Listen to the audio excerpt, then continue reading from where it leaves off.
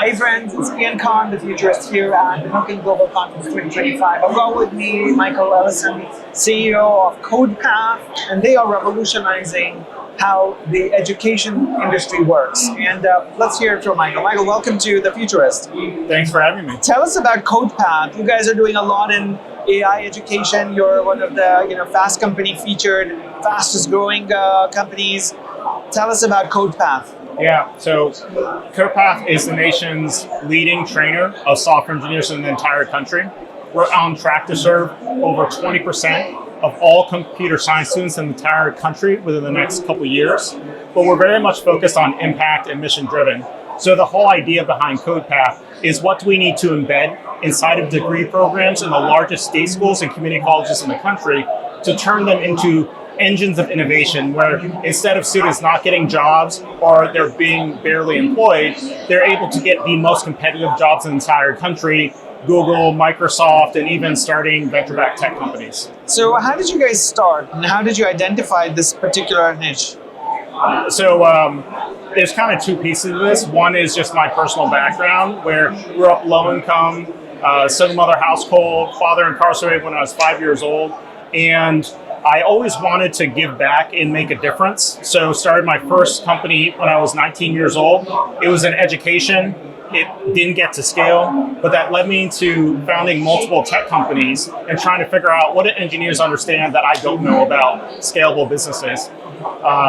From that disadvantaged background, it ended up getting to a program called Y Combinator, top accelerator, one of the top accelerators in the world for tech companies, and then had a company acquired for over $3 billion. Now, that journey impressed upon me the incredible power and potential of something like coding or just working with software engineers to completely unlock potential and opportunities.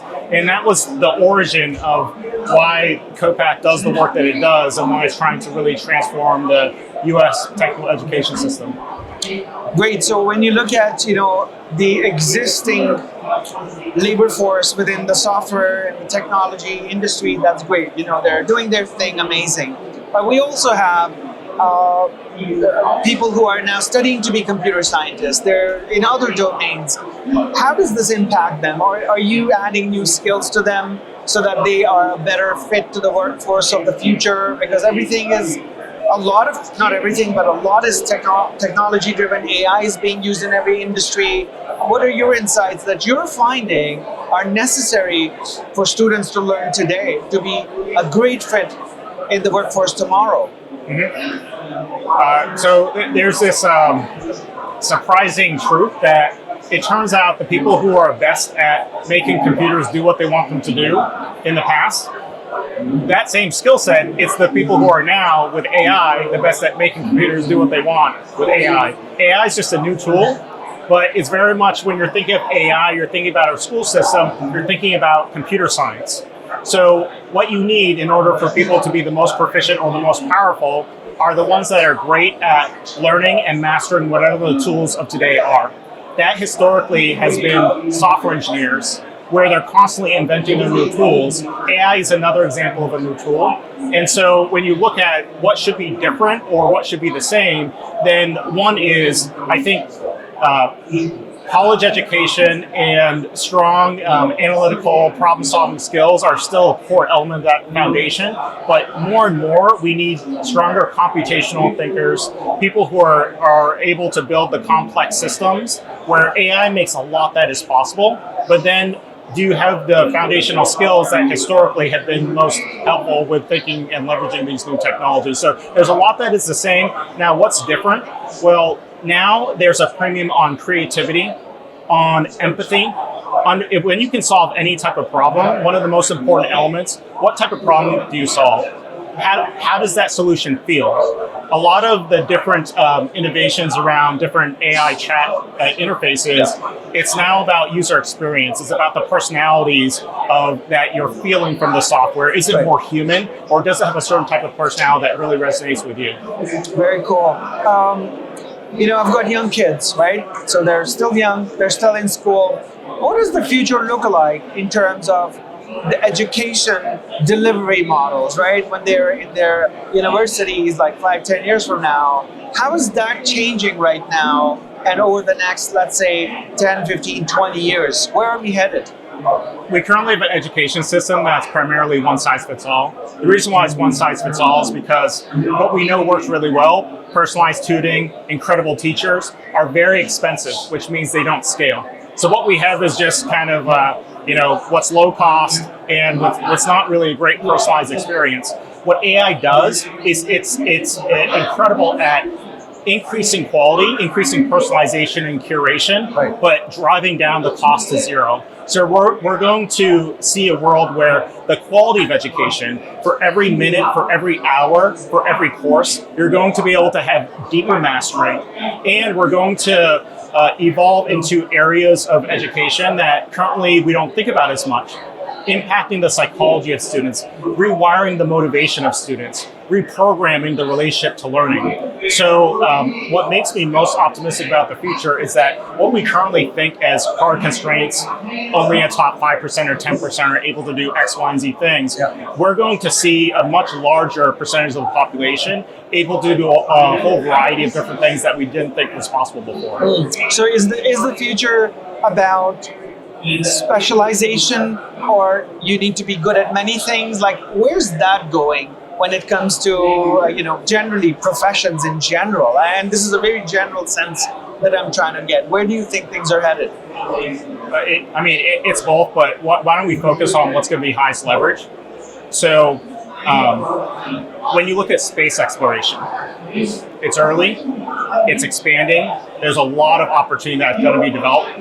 What are some of the core engines? What are some of the core skills that are hardest to fill and highest in demand for that field? It's an intersection of different disciplines. Physics combined with computer science, combined with, say, machine learning and data science.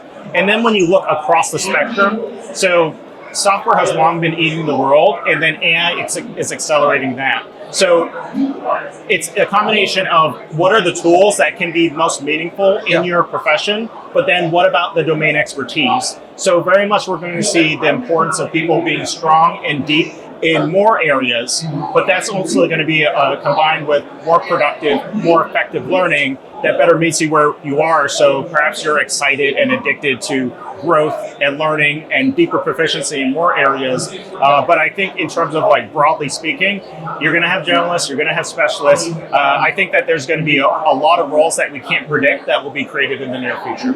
Excellent. I want to ask you another last question on the mode of learning. For example, more audio, more visual, more nano learning, more gamification of learning. What are you seeing as, hey, this is really working, and you're incorporating it in your education? Is there a trend that's kind of I would say there's a couple really powerful pieces that we have long believed in. One is, when you talk about gamification, let's be more specific. Can you change a relationship to learning so that students start to get addicted to the learning process? And there's a right level of challenge. So it's personalized, but there's a right level of challenge, the right number of hours that a homework assignment can take. And it's challenging but not impossible. And you kind of just get really obsessed with getting to that feeling. It challenges what you think you're capable of. And with that is related to the gamification. It's going to be more easy to do that at a much higher scale because of how easy it will be to curate or personalize or give every person what they need in order to activate that sequence of experiences. Also, I think that as the digital world becomes increasingly more powerful, you're going to see some counterintuitive things like community, connection, in person is going to become even more important. And we're at a conference right now, right? We're valuing the in person, but can technology enhance your ability to build your friend groups, your networks, your tribes, your community, to better live the type of life that is really meaningful? But I think that aspect of community, which significantly impacts your emotions, which then drives what you want to do, your sense of purpose and so forth, your sense of community. I think we're going to see a counterintuitive acceleration of that and technology applied to that area. Amazing. If you had a magic wand and a wish come true, what would be the change you want to see over the next few years when it comes to the education industry, the training, the learning domain? something you're working on that you passionately want to make happen, could be that as well. I want to transform the colleges, the nation's community colleges and state schools into engines of innovation.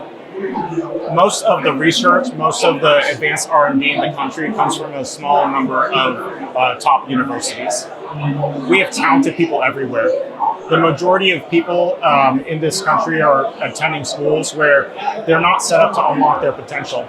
But what if those schools could significantly be driving the next generation of entrepreneurs? What if we could drive more innovation?